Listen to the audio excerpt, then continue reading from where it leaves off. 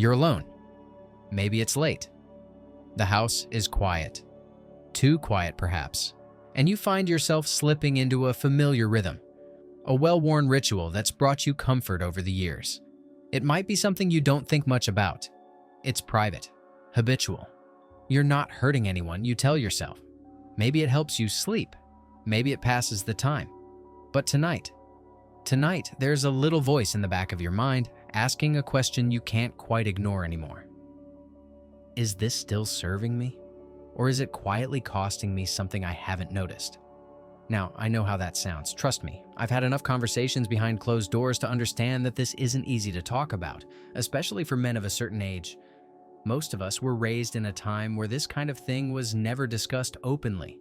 We learned to keep it hidden, out of sight and out of conversation. But that silence, it can grow heavy. It can make us think we're the only ones, that no one else is wondering what it means when the pleasure doesn't feel as satisfying, or when the aftermath feels less like release and more like a slow, creeping emptiness. Let me tell you about Joe. He's 67, retired from a long career working with his hands. He was a mechanic, the kind of man who could listen to the purr of an engine and tell you exactly what was wrong. A widower now, living alone in a small house at the edge of town. Joe came in for a routine checkup, and I could tell something was weighing on him. You know that look a man gets when he's circling around something he doesn't quite know how to say? He cleared his throat a few times, then finally said it. I feel off, tired, but not just tired, like dim, you know? Like someone turned the brightness down in my body. He couldn't pinpoint it. Blood work was normal. Heart was steady. But he mentioned something, almost in passing, that caught my ear. Late nights, trouble sleeping, a feeling of emptiness that came on after certain habits, as he put it. He looked down when he said it, and then looked at me like he expected judgment. But I didn't judge him. I nodded.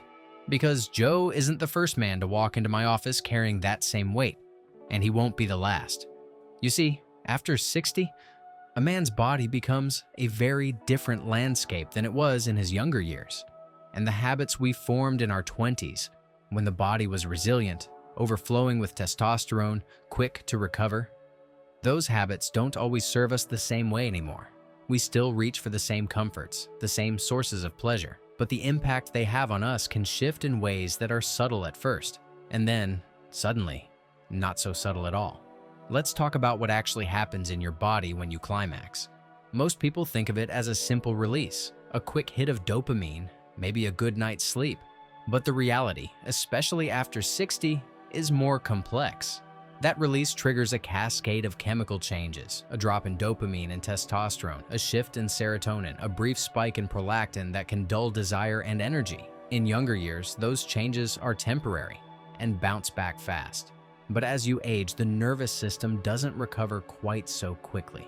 Neurotransmitter reserves take longer to refill. The dip in testosterone, which was once a mere ripple, now becomes a wave that leaves you tired, foggy, maybe even a little emotionally flat. The same applies to your cardiovascular system. Good arousal and healthy erections rely on a delicate balance of blood flow and nitric oxide production. But with aging, that system becomes more fragile. Every erection becomes a kind of negotiation with your vascular system. When you release frequently, especially without the full-bodied engagement of emotional or physical intimacy, that system can become overstimulated and undernourished. It's like revving an engine that's low on oil. It might work for a while, but over time, things start to grind down. Now, none of this means that masturbation is inherently bad. Let's be clear, this isn't about morality. It's not about shame. It's about attention. It's about noticing how your body is responding now in this season of life, not clinging to habits formed decades ago that no longer align with your energy, your needs, or your long-term vitality. But it's not just the body we need to talk about, it's the heart, the mind. Because what I've seen again and again is that many men turn to self-pleasure not out of overwhelming desire, but out of something quieter and more painful. Loneliness, habit, a need for comfort that's never quite fulfilled. It becomes a way of coping, of passing the time, of soothing the jagged edges of emotion we haven't been taught how to name. I've had men tell me, "Doc, I just feel better after, calmer," and I believe them, but I always ask, how do you feel an hour after, or the next day? Not just physically, but emotionally. What's the story that starts playing in your mind once the pleasure fades? Is it peace? Or is it a kind of hollow quiet? Sometimes the very things we use to soothe ourselves become the things that slowly wear us down. And we don't notice it happening until one day, the spark we used to feel toward our partner, toward life itself, feels dimmer. We chalk it up to age. We say, well, I'm just getting old. But that's not always true. Sometimes it's not age, it's depletion. Sometimes it's the slow, repeated draining of a well we never take time to refill. There's something else that happens too, and it's harder to name. When self-pleasure becomes habitual, detached from intimacy, it can start to reshape the way we experience connection. The brain learns patterns. It wires toward what is repeated. And when the brain learns that pleasure comes in private, in secrecy, in isolation, it can slowly make it harder to find that same satisfaction with another person. It blunts the sensitivity. It turns a living, relational experience into a transactional one, and often the body begins to follow suit. I want you to think about something with me. Think about the last time you truly felt alive, not just stimulated, but alive. Maybe it was a walk in the early morning, the air sharp and cool on your skin. Maybe it was listening to music that reminded you of being 20 or laughing with an old friend until your sides hurt. That feeling, the brightness, the presence, the richness of sensation, that's what your body is made for. Not just a brief flickering pleasure followed by silence, not just routine, not just relief. Vitality. What I'm saying is this: there's nothing wrong with seeking comfort. There's nothing shameful about wanting pleasure. But I want you to ask, really ask, if the way you're pursuing those things is bringing you back to life or slowly pulling you away from it. Joe didn't come in expecting to talk about any of this, but once we did, something shifted in him. He started to pay attention, not just to what he was doing, but to how he felt afterward. He began noticing patterns. The nights when he gave in to the old habit and the days that followed, the heaviness, the emotional flatness. And then he made a choice, not to quit forever, not to punish himself, but to pause, to reclaim his own attention. He started walking more, reading in the evenings instead of isolating with a screen. And something began to return, not instantly, but steadily. His energy came back in small but unmistakable ways. His sleep improved.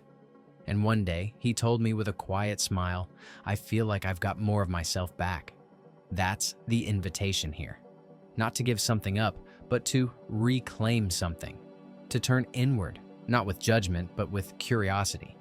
To ask your body gently, what do you need now? Not what you needed 10 years ago. Not what passed the time. Not what soothed the ache without healing it, but now. This is not about denial. It's about discernment. It's about learning to listen more closely to your body's changing rhythm and honoring it with the same care you might give to an old, trusted engine, one that still runs beautifully when treated with respect, when tended with wisdom. And maybe, just maybe, it's about learning a new kind of intimacy, one that doesn't begin and end in private, but that stretches into the rest of your life. Into the way you walk through your day, the way you speak to others, the way you feel your own breath moving through you. A new rhythm, one built on connection rather than compulsion. There's more to this story, because once we understand what's shifting inside us, we can begin to shift with it, toward new choices, new disciplines, and new sources of strength. But we'll come back to that. First, take a breath. Let what you've heard settle in your chest like a gentle weight. Not pressure, just presence.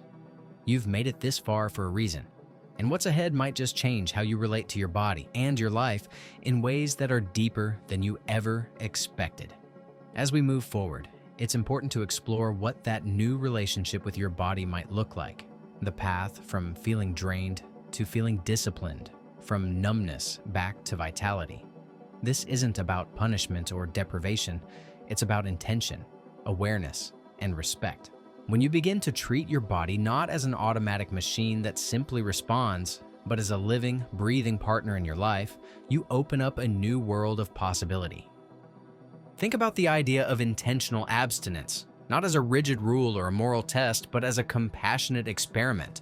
What would happen if you gave yourself permission to pause, to step back from old habits and see clearly what effect they have on your energy, your mood, your sense of connection? It's a small but powerful act of self-care. Try this. For just 7 days, observe without judgment.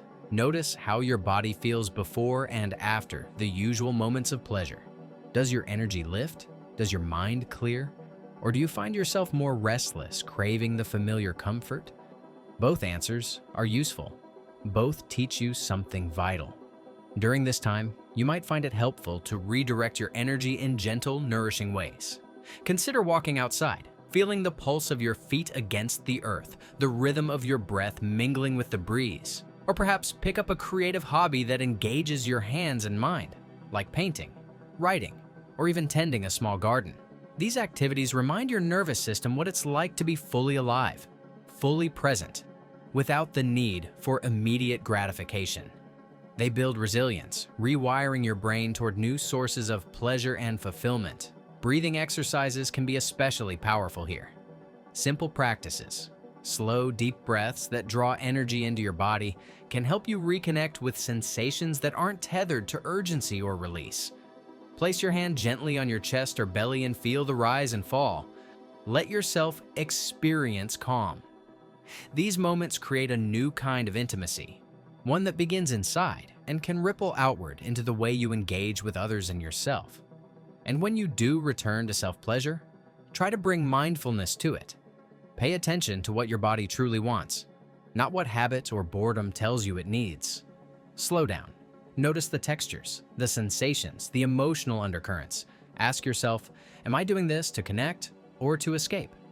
This subtle shift can transform the experience from a routine act to a moment of real nourishment. It's natural to feel resistance at first. Old patterns are deeply familiar and can seem like the only way to soothe difficult feelings. But every time you choose awareness over autopilot, you're training your body and mind to respond differently. This takes patience. It's not an overnight fix. But with each conscious choice, you're laying down new neural pathways toward deeper satisfaction and renewed vitality. It's also important to remember that your worth and your masculinity are not defined by any one behavior or habit. You are still a vital man, full of strength, wisdom, and depth, no matter what changes your body is going through. In fact, the way you adapt to these changes, how you listen and respond, is one of the most profound measures of your resilience. I want you to hold this image with me. A fire that burns not with wild, unpredictable flames, but with steady, warm embers. It doesn't need to roar to be powerful. It doesn't need to consume everything in its path. It simply needs tending, attention, respect, and care. That's the kind of fire you carry now, and it is more than enough. Intimacy, too, can take on new forms as you journey forward. It's not only the physical connection with a partner, but the emotional presence you cultivate with yourself. Learning to be gentle with your body, to appreciate its signals, and to honor its changing needs creates space for a kind of love that transcends the physical. This is intimacy that invites peace, connection, and renewal. This journey is personal, and it might not always be easy. There may be days when old habits pull strongly, when the comfort of the familiar feels like a safe harbor in a sea of uncertainty. On those days, be kind to yourself. Remember that change is not a straight line, and that every step, no matter how small, is progress. Celebrate your willingness to listen, to question, and to grow. Now, I want you to ask yourself, what do you want your body to feel like tomorrow?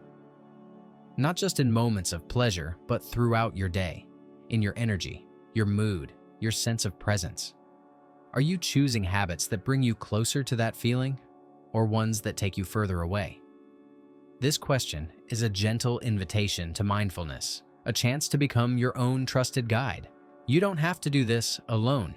Reach out if you feel stuck or unsure. Talk to a trusted healthcare provider who understands the complexities of aging and intimacy. Share your thoughts with a partner or a close friend. Sometimes, simply naming what you're feeling can lift a heavy weight from your shoulders. This is Dr. Michael Hanks speaking to you not just as a physician, but as someone who has seen the quiet struggles and profound transformations of men just like you. I want you to know that you are not broken, and you are never too old to reconnect with your body's strength and wisdom. The path forward is not about denying pleasure. It's about inviting a deeper kind of vitality into your life. As you consider this, take a moment to breathe deeply. Feel the weight of your own presence. Know that your body is more than a machine. It is a vessel of experience, memory, and possibility.